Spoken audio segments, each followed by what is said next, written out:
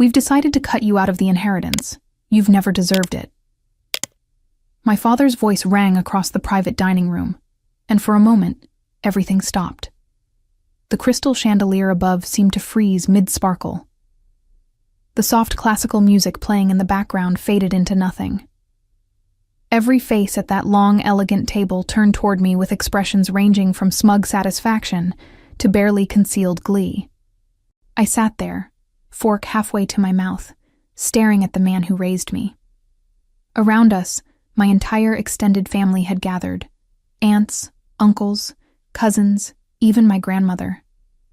The restaurant my parents had chosen was one of those places where you needed a reservation months in advance, where the waiters wore white gloves and the menu had no prices. They had spared no expense for this moment. "Did you hear me, Tara?" My father stood at the head of the table, his face flushed with wine and something darker. Triumph, maybe. "You're out. Completely out." My mother sat beside him, dabbing at the corners of her mouth with a linen napkin, trying to hide her smile. My younger brother, Kevin, lounged in his chair with a smirk that made my stomach turn. My sister, Paige, wouldn't even look at me, but I could see her shoulders shaking with suppressed laughter. "That's what happens when you turn your back on family," my Aunt Carol chimed in, her voice dripping with false sympathy. "We all saw it coming." "Absolutely," Uncle Gerald added, raising his wine glass, "to family loyalty." The table erupted in agreement. Glasses clinked. People laughed. My cousin Bethany actually clapped. I set my fork down carefully, my hands steady despite the rage building in my chest. 29 years of memories flashed through my mind in seconds. Every birthday where Kevin got the bigger present. Every Christmas where Paige got the better gifts. Every family dinner where my accomplishments were brushed aside while my siblings were praised for the smallest things. But this was different. My father had called me 3 days earlier, his voice warm and inviting for the first time in months. "We're having a family dinner on Saturday. Very important. Everyone will be there. We'd really like you to come, Tara. It's been too long." I should have known better. I should have heard the trap in those words, but some stupid, hopeful part of me thought maybe, just maybe, they finally wanted to make things right. Instead, they wanted an audience for my humiliation. I looked around the table, taking in every face. My grandmother, who used to sneak me cookies when I was little, wouldn't meet my eyes. My cousin Jeffrey, who I helped through college by tutoring him every weekend for 2 years, stared at his plate. Even my Uncle Thomas, who always said I was his favorite niece, raised his glass along with everyone else. "Nothing to say, Tara?" my mother asked, her voice saccharine sweet. "No tears? No begging?" I picked up my wine glass, a very expensive Bordeaux that my father had insisted on ordering for everyone. I took a slow sip, letting the silence stretch. Then I smiled. "Congratulations," I said softly, setting the glass down. "I hope it was worth it." I stood, smoothed my dress, and picked up my purse. The table had gone quiet again, but this time the silence was confused. They had expected tears, maybe shouting, definitely some kind of scene that would give them more to laugh about later. "Wait, that's it?" Kevin called out as I turned toward the door.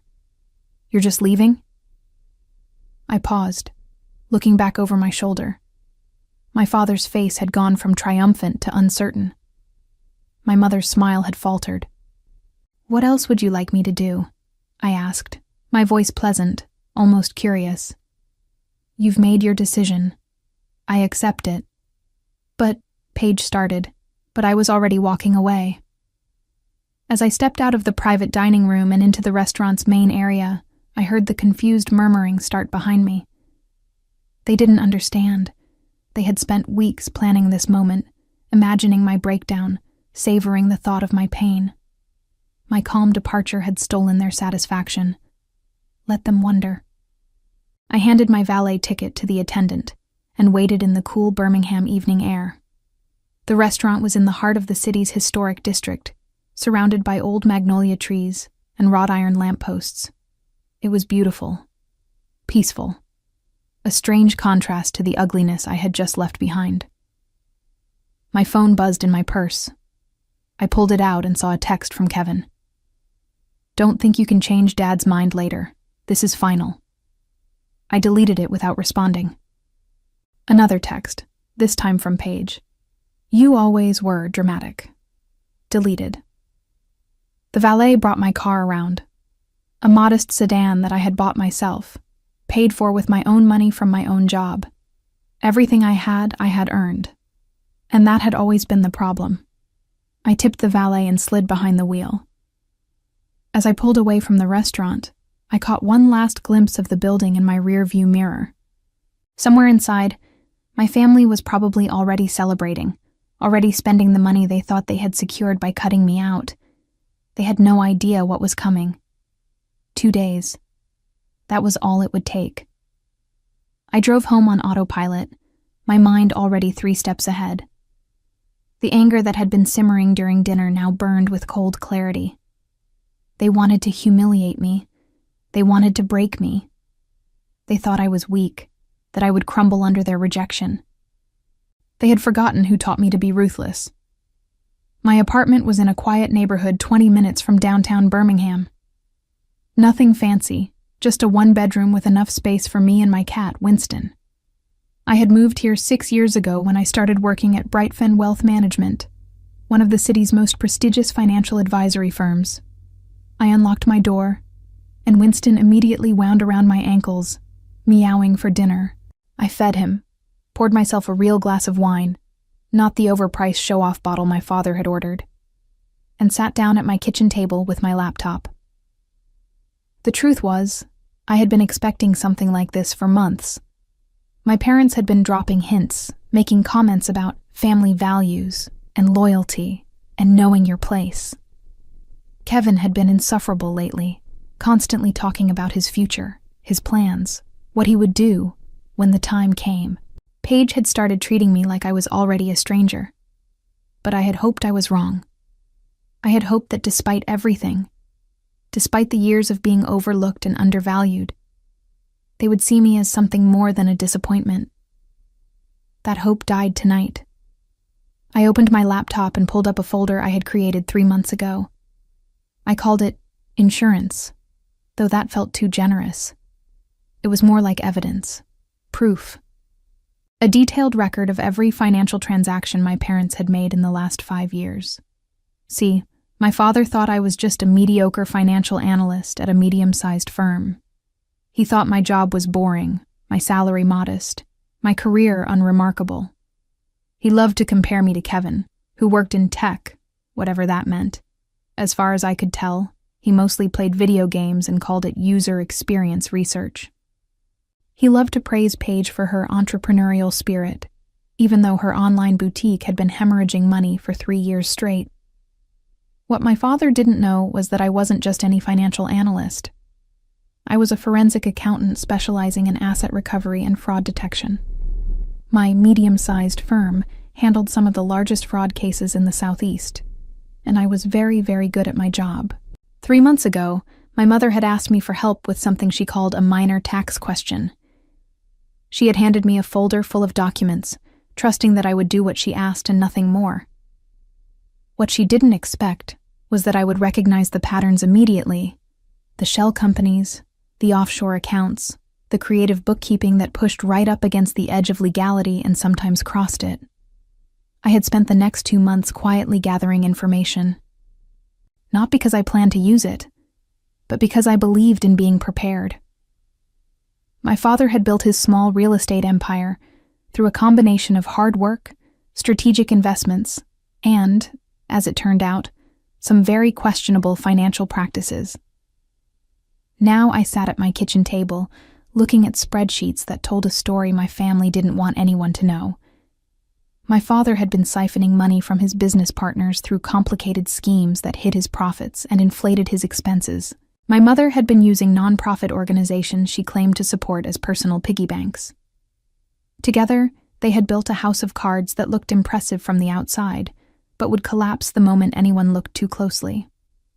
And I was going to make sure someone looked very closely indeed. My phone rang. I glanced at the screen and saw my grandmother's name. For a moment, I hesitated. She had been at that dinner. She had sat there and said nothing while they stripped away my inheritance, my dignity, my place in the family. But she was calling now. I answered. "Hello, Grandma." "Tara, honey." Her voice was thin, tired. "I wanted to apologize for tonight. That was cruel of your father. I should have spoken up." "But you didn't." Silence. Then, "No, I didn't. I'm sorry." I closed my eyes. Part of me wanted to forgive her, wanted to believe she was different from the rest of them. But I had learned tonight that wanting something and getting it were very different things. "Why did they do it?" I asked. "Why now? What did I do that was so terrible?" My grandmother sighed. "It wasn't about what you did, sweetheart. It was about what you didn't do. You didn't need them. You didn't come begging for money or help or approval. You built your own life, and that scared them. Your father likes to be needed. He likes to be important. You made him feel irrelevant. So he cut me out of the inheritance. The inheritance that was never really yours to lose," she said softly. "Tara, there's something you should know. Your father has been having financial troubles for the past year. Big troubles. The inheritance you think exists, most of it is already gone. Tonight was theater. He wanted to hurt you before you found out there was nothing left to inherit anyway." My hand tightened on the phone. "Are you sure?" "I'm old, not stupid. I know what I see." After we hung up, I sat in the dark kitchen, processing this new information. My father was broke. The great inheritance he had dangled over our heads our entire lives was a fiction. And he had gathered the whole family together to humiliate me before the truth came out. I smiled in the darkness. This was going to be even better than I thought. Sunday morning dawned clear and bright, mocking the darkness of my mood. I had spent most of the night reviewing files, making notes, planning my next moves. Winston had given up trying to lure me to bed around 2 a.m. and simply curled up on a stack of papers beside my laptop. Now, sitting at my favorite coffee shop with a triple-shot latte, I was ready. I pulled out my phone and composed a message to someone I had worked with on a major fraud case 6 months ago. Timothy was an investigative journalist for the Birmingham Tribune who specialized in financial crimes and corruption. We had developed a good working relationship during the case. I provided the technical expertise. He wrote the stories that brought attention to the fraud. "Hey, Timothy," I typed. "Remember when you said you owed me a favor? I might have a story for you. Interested?" His response came back in less than a minute. "Always." "What are we talking about?" "Local real estate developer. Possible fraud, embezzlement, tax evasion, multiple victims. Want to meet?" "When and where?" We arranged to meet Tuesday morning at his office. That gave me one more day to organize everything, to make sure my case was airtight. I couldn't afford any mistakes. This had to be perfect. I spent the rest of Sunday digging deeper into my father's financial records. The more I looked, the worse it got. He had borrowed money from business partners and never paid it back. He had taken out loans using properties he didn't fully own as collateral. He had created fake companies to hide income and inflate expenses. Every transaction left a paper trail, and every trail led back to my father. My mother was complicit, of course. She had signed documents, opened accounts, moved money around. They had built this empire of deception together, and they would fall together too. Monday morning, I went to work as usual.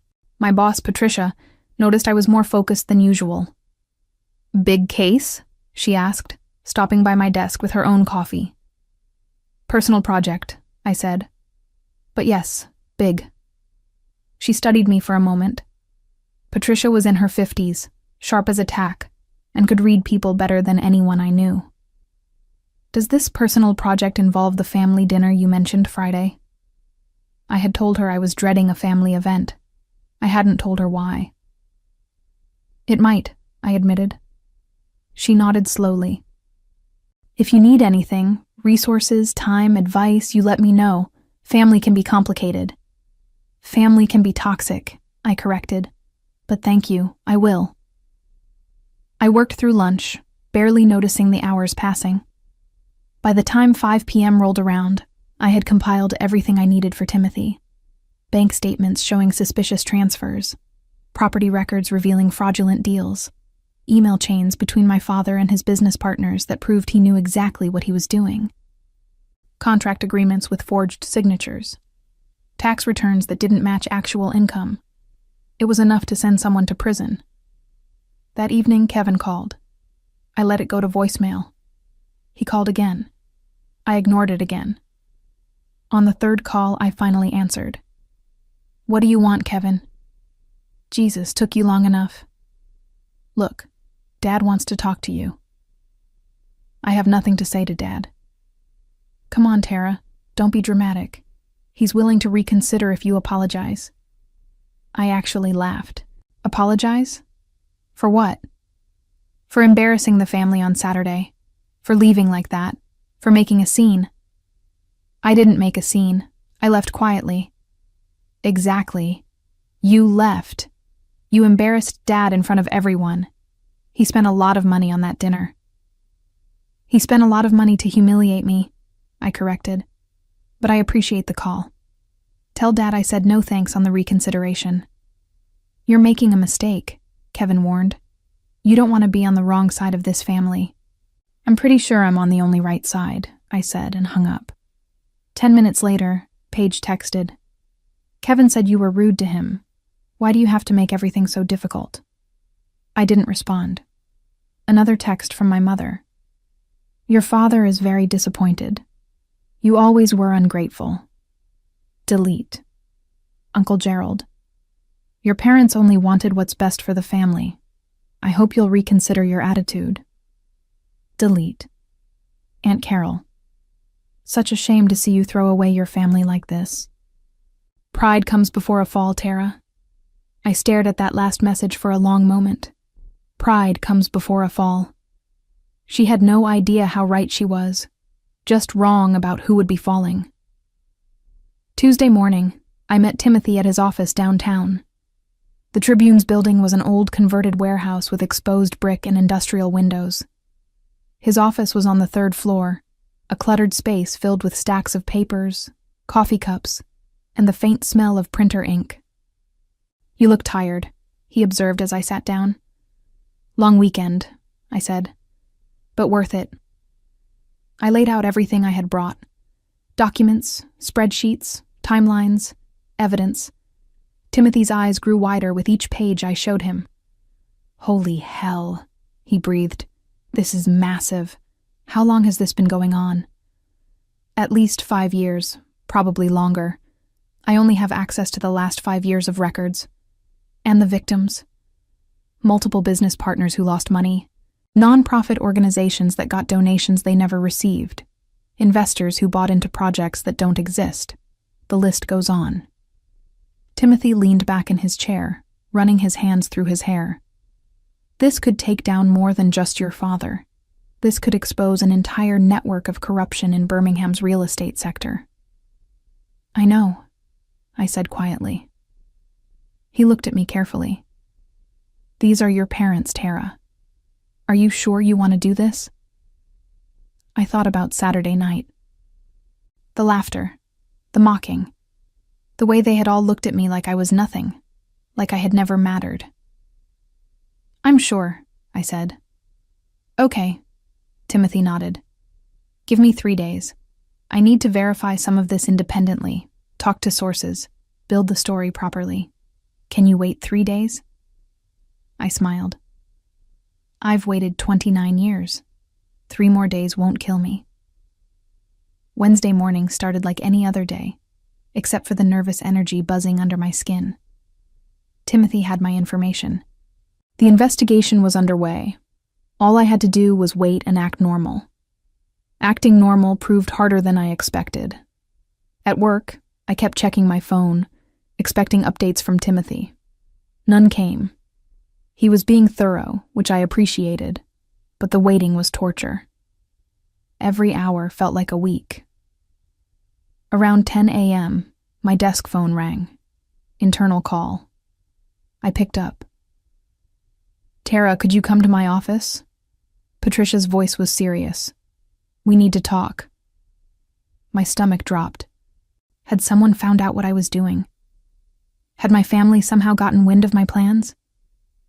I walked to Patricia's office, my mind racing through possibilities. She was sitting behind her desk, her expression unreadable. "Close the door and sit down," she said. I did. She folded her hands on her desk. "I had an interesting conversation this morning with a potential client. He called asking about you specifically. Wanted to know if you were available for a private consultation on some financial matters." "Who was it?" "He didn't give his real name, but the number traced back to your father's business." Ice ran through my veins. "He's checking up on me." "That would be my guess. He asked about your qualifications, your specialty, your recent cases. I told him you were one of our best forensic accountants, and that if he wanted to hire you, he'd need to go through proper channels and fill out our intake paperwork." "What did he say?" He hung up. Patricia leaned back in her chair. "Tara, whatever you're planning, be careful. If your father is sniffing around, he might suspect something." "He doesn't suspect anything," I said more confidently than I felt. "He thinks I'm weak, insignificant.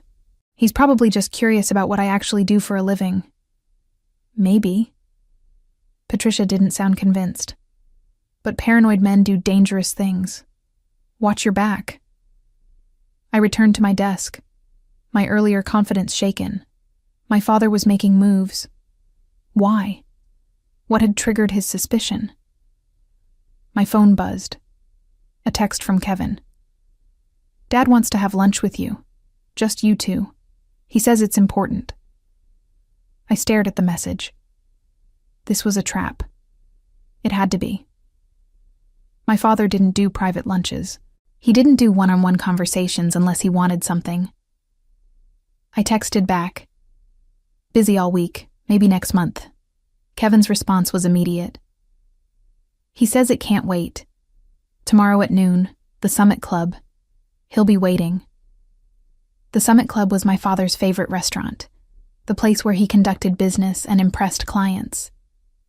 It was expensive, exclusive, and exactly the kind of place where he felt powerful. I didn't respond. Another text from Kevin. "He's trying to make things right, Tara. Don't be stubborn." Then one from my mother. "Your father is extending an olive branch. The least you could do is show up." And Paige. "Seriously? You can't even have lunch with Dad? You're so petty." They were coordinating, pushing, trying to force me into a corner. I called Timothy. "Hey," he answered. "I was just about to call you. We have a problem." My heart sank. "What kind of problem?" "Someone contacted my editor this morning. Anonymous tip that I was working on a story based on falsified documents provided by a disgruntled family member. My editor wants to see all my sources before we run anything." "They know," I whispered. "My family knows I'm coming after them." "We don't know that for sure," Timothy said. "Could be coincidence." My father called my office this morning pretending to be a client. Now he wants to meet me for lunch tomorrow. And you get an anonymous tip warning you off? That's not coincidence. Timothy was quiet for a moment. "Okay, so what do you want to do? We can still run the story, but it'll take longer to verify everything if my editor is being cautious." "How much longer?" "Maybe a week, 2 at most." "I don't have 2 weeks," I said. "They're circling. Whatever they're planning it now." "Then we need to be smarter," Timothy said. "Go to the lunch, see what he wants. Maybe he'll give us something we can use. Or maybe he'll try to intimidate me into backing off."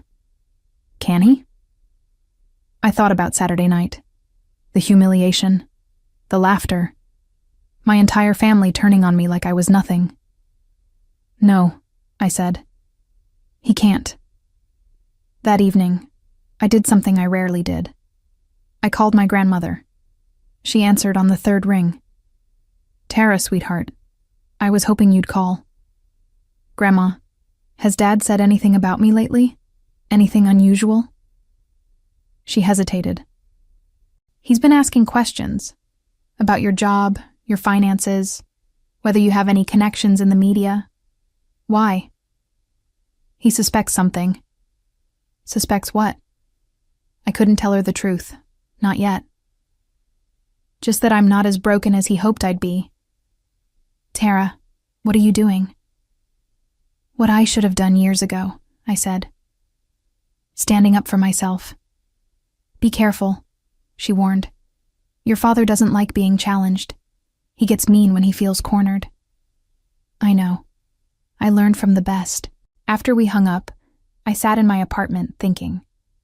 My father was making moves. He was suspicious. But he didn't know exactly what I was planning, or he would have done more than request a lunch meeting. He was fishing, trying to figure out what I knew. The smart thing would be to wait. Let Timothy finish his investigation. Build the case properly. Be patient. But patience had never been my strong suit. I texted Kevin back. Fine. Noon tomorrow at the Summit Club. Tell Dad I'll be there. His response was triumphant. Good choice. He'll be pleased. I doubted that very much.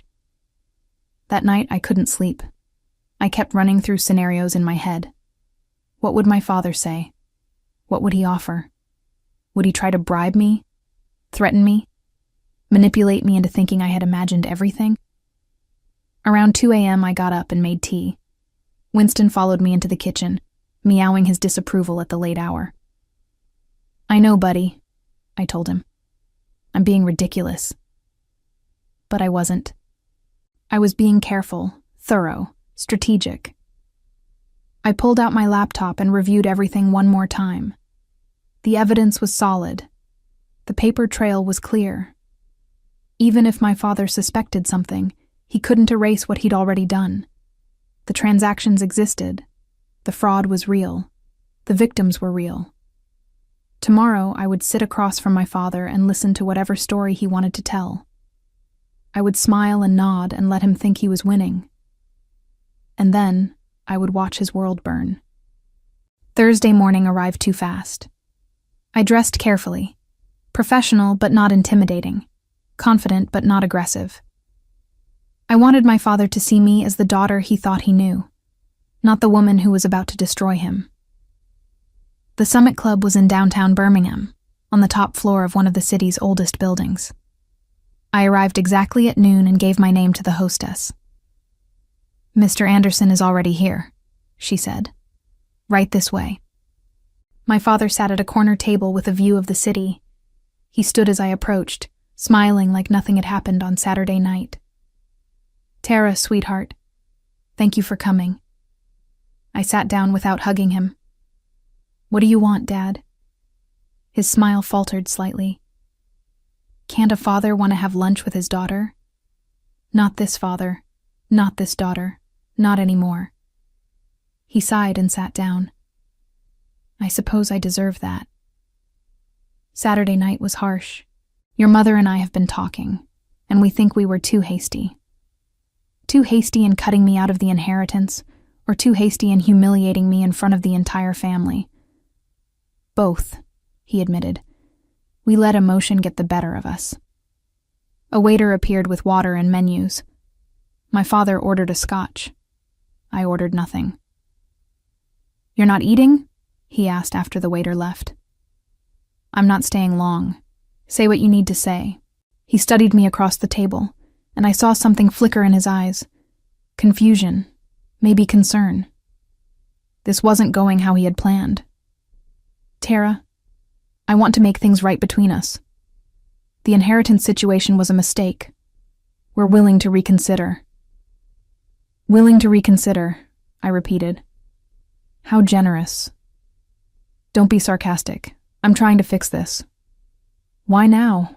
What changed between Saturday and today? He shifted in his seat. Your mother feels guilty. She thinks we were too harsh. Mom doesn't feel guilty about anything she does, I said. Try again. The waiter brought his scotch. My father took a long sip before answering. Fine. You want the truth? We're concerned about you. After Saturday, we expected you to call, to fight back, to do something. Instead, you just disappeared. That's not like you. You don't know what's like me. You never bothered to find out. That's not fair. Saturday night wasn't fair, I countered. Spending 29 years watching you worship Kevin and Paige while treating me like an inconvenience wasn't fair. So forgive me if I don't care about your definition of fairness. My father's jaw tightened. There was the temper I remembered from childhood. Watch your tone. I'm still your father. Biologically, yes. In every way that matters, debatable. He set his glass down hard enough that nearby diners glanced over. I don't know what's gotten into you, but this attitude needs to stop. I'm offering you a chance to come back into the family, to restore your inheritance. Don't throw that away because of pride. It's not about pride, I said calmly. It's about self-respect. Something I should have developed years ago. Tara? Why did you call my office yesterday? The question caught him off guard. What? You called Bright Fen Wealth Management yesterday morning. Pretended to be a potential client. Asked questions about me. Why? He recovered quickly. I wanted to understand what you do. Your mother and I realized we don't know much about your career. Liar. The word hung between us like a grenade. Excuse me? His voice went dangerously quiet. You're lying. You didn't call because you care about my career. You called because you're worried about something. What is it, Dad? What are you afraid I know? His face went carefully blank. I don't know what you're talking about. Yes, you do. We stared at each other across the table. This was the moment. I could back down, pretend I was imagining things, accept his fake olive branch. Or I could push forward and show him I wasn't the weak daughter he thought I was. How's business, Dad? The real estate market must be challenging these days. It's fine. Really? Because I heard you've been having some financial difficulties. Cash flow problems, partner disputes, that kind of thing. His eyes narrowed. Who told you that? Nobody told me. I figured it out. There's nothing to figure out. My business is solid. Is it? Because from what I've seen, your business is built on fraud, embezzlement, and tax evasion. But hey, what do I know? I'm just the disappointing daughter with the boring job. The color drained from his face. What did you just say? You heard me. Tara, I don't know what kind of game you think you're playing. No game. Just facts. You've been stealing from your partners for years. Using fake companies to hide income. Taking money from nonprofits. I have documentation of everything. He leaned forward, his voice low and threatening. You don't know what you're talking about. And if you spread rumors like that, I'll sue you for defamation so fast your head will spin. It's not defamation if it's true. And it's not rumors if I have bank statements, tax returns, and email chains proving everything. For the first time, I saw fear in my father's eyes. Real, genuine fear. You're bluffing. Am I? Want to take that chance? He grabbed his scotch and downed the rest of it in one gulp. What do you want? Money? Fine. I'll write you a check right now. Name your price. I don't want your money. Then what? I want you to face consequences for what you've done. To me, to your partners, to everyone you've ever used and thrown away. You ungrateful little... He caught himself, glancing around at the other diners. When he spoke again, His voice was controlled, but I could hear the rage underneath. I gave you everything, a roof over your head, food on the table, an education. This is how you repay me? You gave me the bare minimum while giving Kevin and Paige the world, and now you want gratitude? If you do this, if you try to destroy me, you'll regret it. I promise you that. Is that a threat? It's a warning. You think you're clever, but you have no idea what you're up against. I have lawyers, connections, friends in very high places. You're a junior analyst at a mid-level firm. You can't win this fight. I stood up, slinging my purse over my shoulder. We'll see about that. Tara, sit down. We're not finished. Yes, we are. I walked away, my heart pounding so hard I thought it might burst out of my chest. Behind me, I heard my father calling my name, then swearing quietly. Good. Let him be scared. Let him wonder what I was planning. I made it to my car before my hands started shaking. I gripped the steering wheel, taking deep breaths, trying to calm down. That had been more intense than I expected. My father was scared, which meant he would fight back. This was about to get ugly. My phone rang. Timothy. Tell me you have good news, I said. Mixed news. My editor approved the story, but he wants to hold it until we have comments from all parties involved. That means we need to contact your father for his side of the story before we publish. When? Tomorrow morning. I'll email him a list of questions and give him 48 hours to respond. He's not going to respond. He's going to lawyer up and try to kill the story. Probably. But ethically, I have to give him the chance. I closed my eyes. Okay, do it. And Timothy, be ready. When this breaks, it's going to get messy. I know. Are you ready? I thought about the lunch I just had, the look on my father's face when I confronted him, the way he had tried to threaten me, bribe me, intimidate me. Yeah, I said, I'm ready. That afternoon, everything changed. I was back at my desk, trying to focus on work, when Patricia appeared beside me again. Conference room, now, bring your phone. Something in her voice made me move fast. I followed her to the conference room, where 3 other senior partners were already waiting. Sit down, Tara, Patricia said. I sat. We received a call this afternoon from a law firm representing someone named Howard Anderson. They're threatening to sue our firm for defamation, harassment, and corporate espionage. They claim you've been stealing confidential information and spreading false allegations about their client. My father had made his first move. The conference room felt smaller suddenly, the air thick with tension. 4 senior partners stared at me, waiting for an explanation.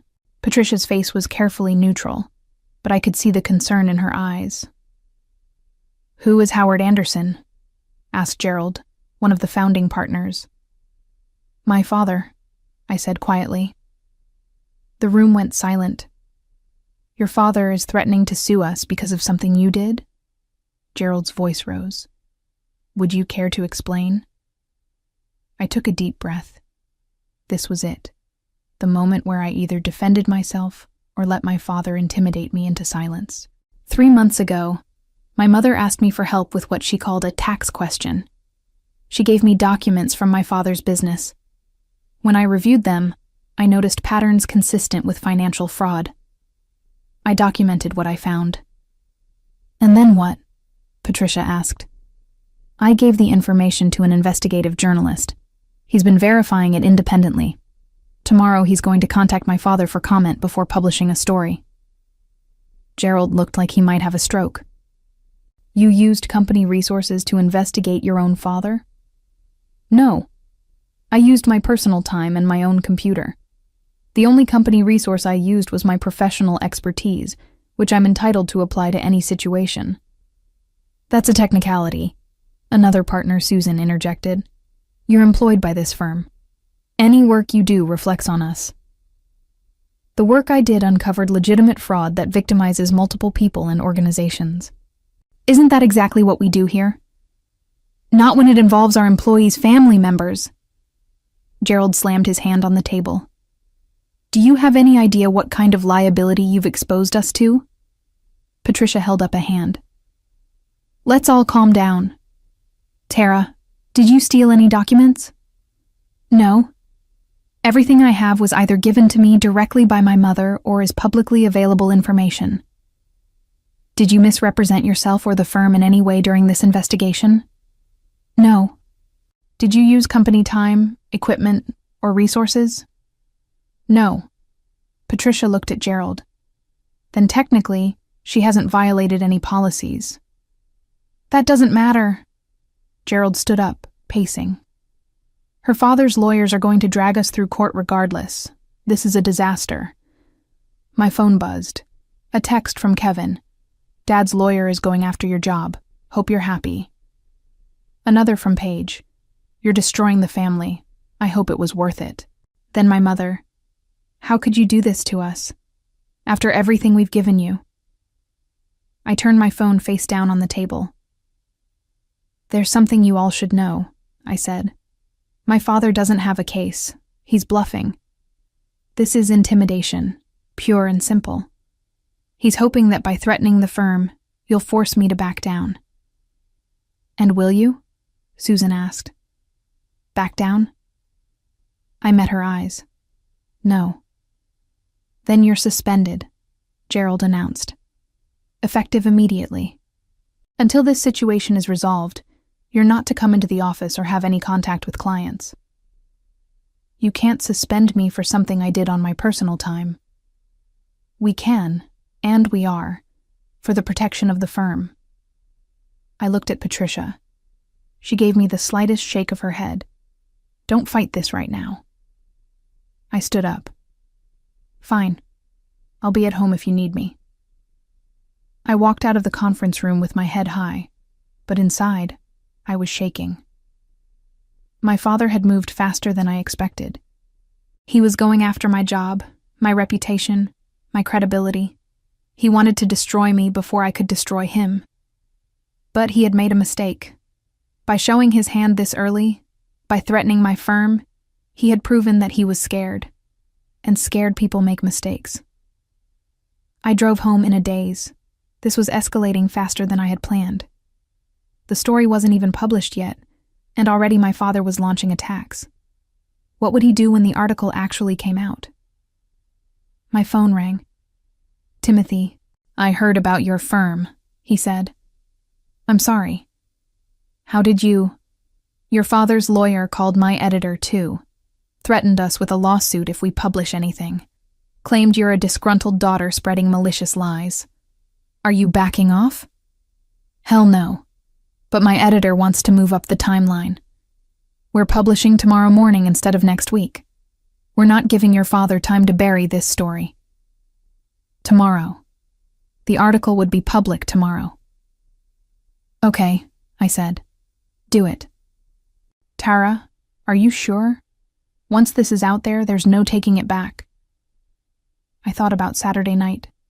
The humiliation, the laughter, my father's smug face as he announced I was cut out of the inheritance. Then I thought about today's lunch, the threats, the intimidation, the way he had tried to destroy my career. I'm sure. All right. The article goes live at 6 a.m. I'll send you a link when it's up. After we hung up, I sat in my car in my apartment parking lot. Tomorrow morning, my father's world would start to crumble. By noon, everyone in Birmingham would know what he had done. By evening, his business partners would be calling their lawyers, and I would be the one who made it happen. My phone buzzed again. Another text from Kevin. Whatever you think you know, you're wrong. Dad's a good man. I stared at that message for a long time. Kevin honestly believed it. They all did. They had bought my father's carefully constructed image of the successful businessman, the devoted family man, the pillar of the community. They had no idea who he really was. I went inside and fed Winston, poured a glass of wine, and tried to eat something. I couldn't. My stomach was in knots. I kept checking my phone, watching the minutes tick by. 20 hours until the article published. 20 hours until everything changed. Around 8 p.m., my grandmother called. "Tara, what's happening? Your father called me tonight, very upset. He says you've been spreading lies about him." "They're not lies, Grandma." "What do you mean?" I told her everything. The fraud, the embezzlement, the fake companies, the stolen money. I told her about the article coming out tomorrow morning. When I finished, she was quiet for a long time. "Tara, sweetheart, you need to understand something. Your father comes from a family that values loyalty above everything. What you're doing, exposing him publicly, that's the worst kind of betrayal in his eyes. He betrayed me first. He's been betraying people for years. I know, and he deserves to face consequences. But you need to be prepared for what comes next. Your father won't go down quietly. He'll fight back with everything he has." "I know. And the rest of the family will take his side. They always do." "I know that too. Then you also know that after tomorrow, you'll be completely alone. No family, no support. Are you prepared for that?" I looked around my small apartment. Winston was curled up on the couch, purring softly. My laptop sat on the kitchen table, full of evidence that would bring down my father's empire. My phone was silent now, but tomorrow it would explode with messages. Some supportive, most accusatory. "Yes," I said. "I'm prepared." Because the truth was, I had been alone for a long time.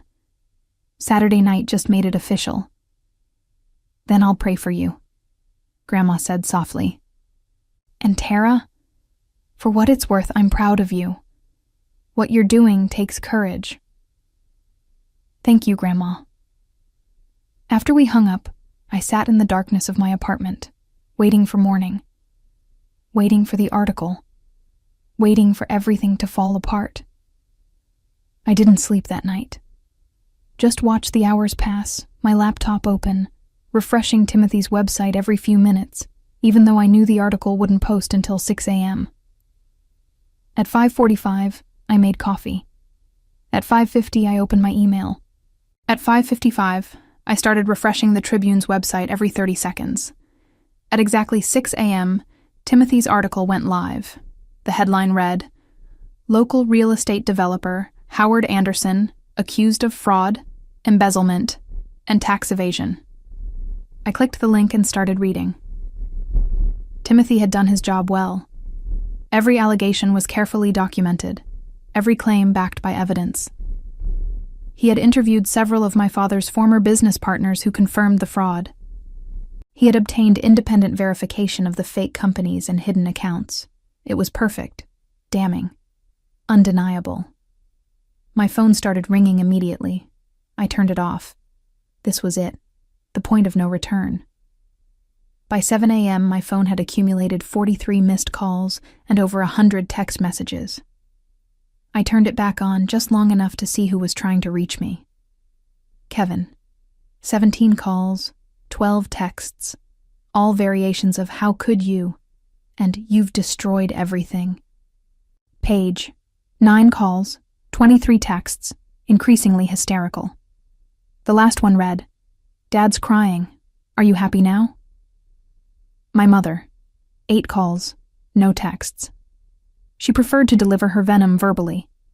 Various aunts, uncles, and cousins. Too many to count, all saying roughly the same thing. I was a traitor, a liar, a disgrace to the family name. Only one message stood out. From my grandmother. "The truth always comes out eventually. Stay strong." I made myself breakfast, eggs and toast that I barely tasted, and opened my laptop. The Tribune's website had exploded. Timothy's article had been shared thousands of times.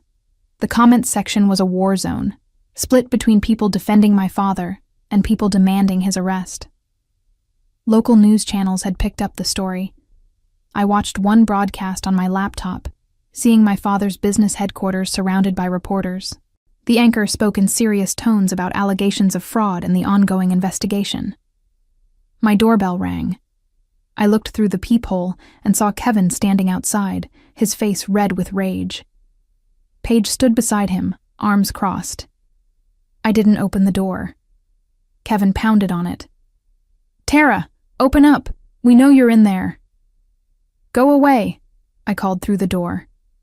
"Not until you explain yourself," Paige yelled. "How could you do this to Dad? To all of us?" "Everything in that article is true. You know it is. It doesn't matter if it's true," Kevin shouted. "You don't air your family's dirty laundry in public. You don't destroy your own father. He destroyed himself. I just documented it." More pounding. "Open this door right now, Tara, or I swear." "Or what? You'll cut me out of the inheritance?" "Too late. You'll humiliate me in front of the family?" "Already done. Face it, Kevin, you have no power over me anymore." The pounding stopped. I heard low, furious voices conferring. Then Paige spoke, her voice dripping with false sweetness. "Tara, please. Let's talk about this like adults. Dad wants to work this out. He's willing to forgive you if you'll just publicly retract everything." I almost laughed. "Tell Dad that's not happening." "You're making a huge mistake," Kevin warned. "Dad's lawyer is already preparing a defamation suit. You're going to lose everything. Your job, your reputation, your credibility. Is revenge really worth that?" "This isn't revenge. It's justice. Call it whatever you want. You're still going to regret this." They left eventually, but not before Kevin kicked my door hard enough to leave a scuff mark. I watched through the peephole as they got into Kevin's car and drove away, probably heading straight to my parents' house to report back. My phone rang.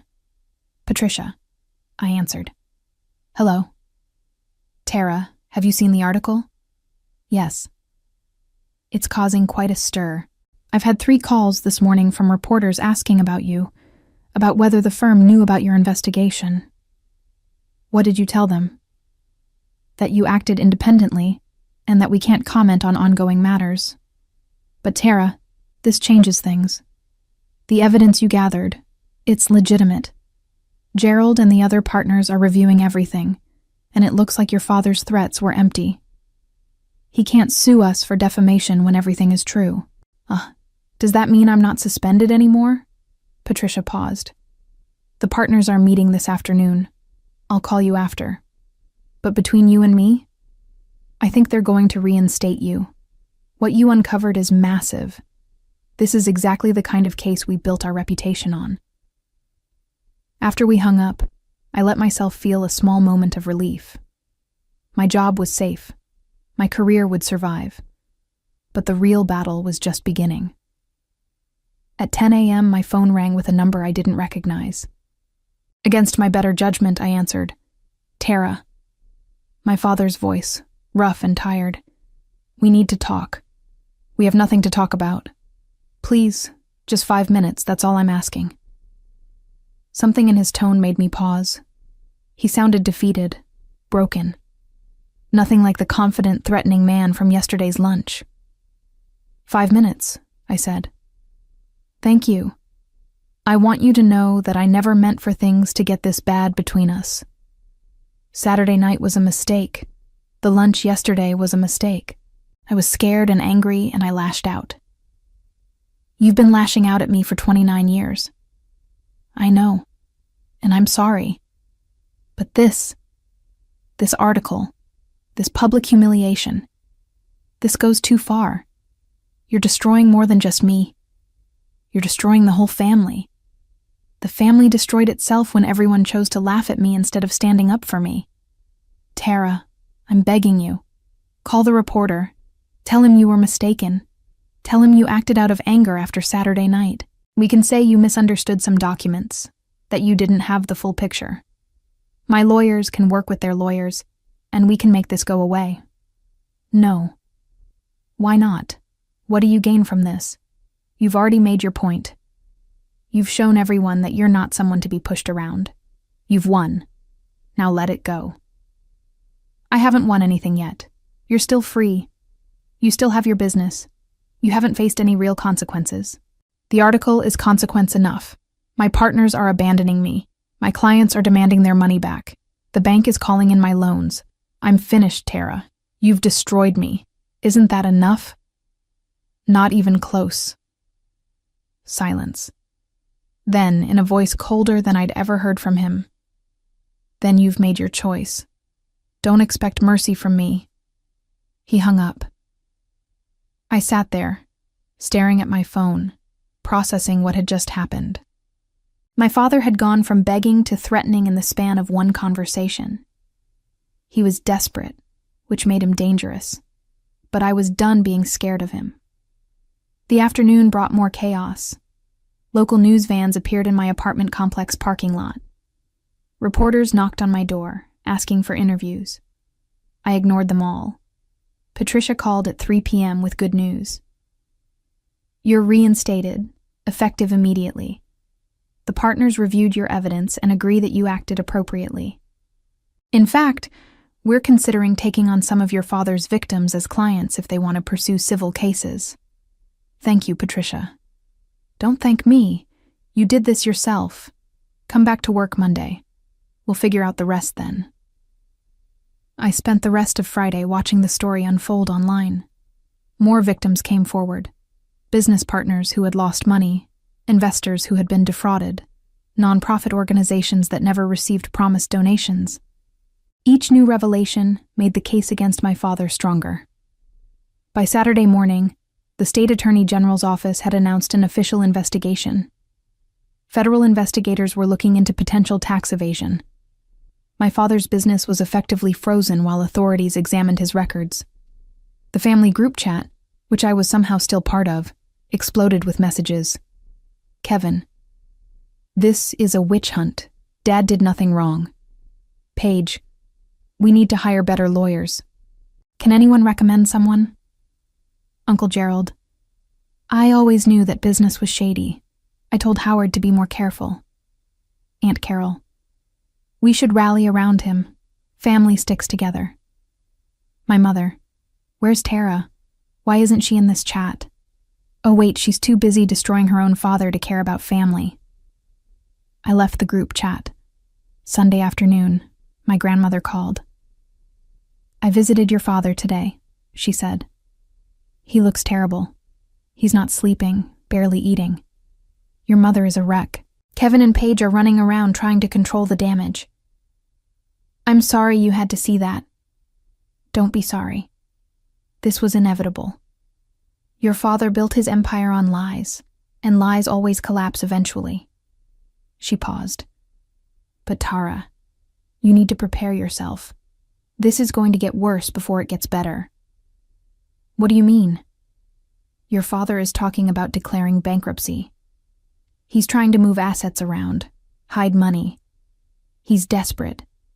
And desperate men do desperate things. Like what? Like trying to pin this on someone else. Like trying to make you look like the villain. He's already telling people you fabricated evidence, that you're mentally unstable, that you've always been jealous of him. He's building a narrative where he's the victim and you're the villain. Let him. The evidence speaks for itself. I know. I just wanted you to be ready. Monday morning, I returned to work. My colleagues greeted me with a mixture of curiosity and respect. Some congratulated me on the investigation. Others avoided eye contact, uncomfortable with the family drama. Patricia called me into her office mid-morning. We have 3 new clients, she said. All victims of your father's schemes. They want you specifically to work on their cases. Me? You're the expert on his financial crimes. You know his methods better than anyone. Are you comfortable with that? I thought about it. Taking on my father's victims as clients meant I would be directly involved in his downfall. It meant more confrontations, more stress, more family drama. Yes, I said. I'm comfortable with it. The first client was a man named Thomas, who had invested $200,000 in one of my father's fake real estate developments. The second was a woman named Jennifer, whose nonprofit had lost $50,000 in promised donations that never materialized. The third was a couple, Robert and Claire, who had been business partners with my father for 10 years, before discovering he had been siphoning money from their joint ventures. I met with each of them, documented their cases, and began building lawsuits. Each conversation revealed more layers of my father's deception. Each story showed another life he had damaged in his pursuit of wealth and status. By Wednesday, my father's lawyer had filed motions to freeze all investigations, claiming prosecutorial misconduct and bias. The motions were denied. By Thursday, 2 of my father's business partners had filed criminal complaints. The state attorney general announced that formal charges were forthcoming. By Friday, exactly 1 week after the article published, my father was arrested. I was at work when I got the news. Timothy sent me a text with a link to a video. I clicked it and saw my father, in handcuffs, being led out of his office by federal agents. Reporters swarmed around him, shouting questions. His lawyer tried to shield him from cameras. My father looked directly at one camera, his face twisted with rage and humiliation. I felt nothing. No satisfaction, no guilt, no triumph. Just a cold, empty certainty that justice was finally being served. My phone exploded with messages. Kevin, I hope you're proud of yourself. Paige, you did this. This is your fault. My mother, you've destroyed your father. I will never forgive you. Various relatives, accusations, insults, disownments. And then, one message from my grandmother. He made his choices. You made yours. I'm proud of you for standing up for what's right. That night, I went home and finally allowed myself to feel. The anger, the hurt, the years of being overlooked and undervalued. The humiliation of Saturday night 2 weeks ago. The fear during the confrontation at lunch. The stress of watching everything unfold. I cried for an hour, Winston curled up beside me, purring. When I was done crying, I felt lighter, cleaner, free. My father was facing justice. His victims would get their day in court. And I had proven to myself that I was stronger than anyone, including me, had realized. The trial began 3 months later. By then, the case against my father had grown to include 18 counts of fraud, 12 counts of embezzlement, and 7 counts of tax evasion. His business had collapsed completely. His assets had been frozen. His reputation was destroyed. I attended every day of the trial, sitting in the back of the courtroom. My father never looked at me. My mother, Kevin, and Paige sat on the opposite side, their faces masks of anger and grief. The prosecution called me as a witness on day 4. I walked to the stand, placed my hand on the Bible, and swore to tell the truth. The prosecutor was a woman named Catherine, sharp and thorough. Miss Anderson, can you explain how you first discovered your father's fraudulent activities? I walked the court through everything. The documents my mother had given me, the patterns I noticed, the investigation I conducted. I explained each piece of evidence calmly and professionally. My father's lawyer tried to discredit me during cross-examination. Isn't it true that you were angry with your father? Yes. And isn't it true that you wanted revenge? I wanted justice. But you admit you were motivated by anger? I was motivated by the truth. My anger was justified, but it didn't change the facts. The fraud happened whether I was angry about it or not. The lawyer tried different angles, but I had prepared for this. Every question, every attempt to paint me as a vengeful daughter, I deflected with facts and evidence. When I stepped down from the stand, I felt my father's eyes on me for the first time. I looked directly at him. He looked old suddenly, diminished. All the power and confidence that had defined him was gone. The trial lasted 6 weeks. The jury deliberated for 2 days. Guilty on all counts. I was at work when the verdict came in. Patricia called me into her office, and we watched the news conference together. The prosecutor stood outside the courthouse, flanked by several of my father's victims, announcing the conviction. Justice has been served today, Catherine said. Howard Anderson used his position and reputation to defraud dozens of people over many years. Thanks to the courage of whistleblowers and victims who came forward, he will now face the consequences of his actions. Sentencing was scheduled for 3 weeks later. In the meantime, my life continued to shift. My clients, the victims I had helped, expressed their gratitude. Some sent flowers. Others wrote letters. One couple invited me to dinner and spent the evening thanking me for giving them a chance at justice. My firm promoted me to senior forensic accountant, with a significant raise and expanded responsibilities. Patricia told me I had a bright future ahead of me. "You did something extraordinary," she said. "Not many people have the courage to stand up to family, especially when that family has power and resources. You should be proud." I was proud, but I was also exhausted. The sentencing hearing was held on a Tuesday morning in November. The courtroom was packed. My father's victims filled the gallery, along with reporters and curious onlookers. The judge, a stern woman in her 60s, listened as victim after victim stood and described how my father's crimes had impacted their lives. Thomas, who lost his retirement savings. Jennifer, whose nonprofit nearly closed because of missing funds. Robert and Claire, whose business partnership and friendship with my father had been built on lies. When it was my turn to speak, I walked to the front of the courtroom. "Your Honor, I'm not here as a victim, though in many ways I am one. I'm here as someone who once looked up to the man sitting at that table, someone who wanted nothing more than his approval and love. For years, I tried to earn it by being perfect, by achieving success, by making him proud. It never worked. And when I finally stood up for myself, when I refused to be silent about his crimes, he tried to destroy me." I looked at my father. He was staring at the table, refusing to meet my eyes. But he didn't destroy me. Instead, I found my own strength. I learned that real family isn't about blood or obligation. It's about respect, support, and love. The people who matter most aren't the ones who share your last name. They're the ones who stand beside you when everything falls apart.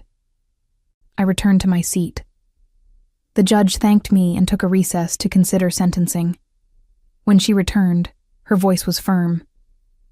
"Mr. Anderson, you have been convicted of serious crimes that harmed numerous individuals and organizations. You used your position of trust to manipulate and deceive. You showed no remorse, even when confronted with overwhelming evidence. Therefore, I sentence you to 15 years in federal prison, to be followed by 5 years of supervised release. You will also pay full restitution to all identified victims." My father's shoulders sagged. My mother sobbed. Kevin and Paige looked stunned. I felt nothing but relief. In the months that followed, my family's downfall continued. My mother filed for divorce, trying to salvage what little money remained after restitution payments. Kevin lost his job when his employer discovered his connection to the scandal. Paige's boutique finally collapsed under the weight of debt she could no longer hide. My father began serving his sentence at a federal prison in Alabama. I received one letter from him, asking for forgiveness and understanding. I never responded. Kevin and Paige both tried to reconnect with me at different times, claiming they understood now that I had been right. I politely declined. Some bridges, once burned, should stay that way. My mother sent occasional messages through my grandmother, usually complaints about how difficult her life had become. I felt no sympathy. She had enabled my father for decades and had participated in humiliating me. She had made her choices. Only my grandmother remained a constant presence in my life. We met for lunch once a month, and she never mentioned my father unless I asked. "You did what needed to be done," she told me more than once. "The rest of them will have to learn to live with the consequences of their own choices." I sat in my new apartment, a bigger place in a better neighborhood that I could finally afford with my promotion, watching the sunset through floor-to-ceiling windows. Winston lounged on the couch beside me, purring contentedly. My phone buzzed with a message from Timothy. Anniversary dinner next week? 1 year since the article that changed everything. I smiled and typed back, I'll be there. 1 year. It felt like a lifetime and a moment all at once. I had lost a family but gained something more valuable: self-respect, independence, and the knowledge that I could survive anything. Standing up for what was right had cost me more than I could have imagined that night at the family dinner. But it had also given me something priceless: the freedom to build a life on my own terms, surrounded by people who actually valued me. As I looked out at the Birmingham skyline, I thought about that moment 2 weeks after the article published, when my father was led away in handcuffs. I had felt empty then, uncertain if the price of justice was too high. Now, a year later, I knew the answer. Some revenge isn't about destruction. It's about liberation. It's about refusing to be silenced, refusing to accept injustice, refusing to let the people who hurt you continue hurting others. My father had taught me to be ruthless. He just never expected me to use those lessons against him, and that was his biggest mistake.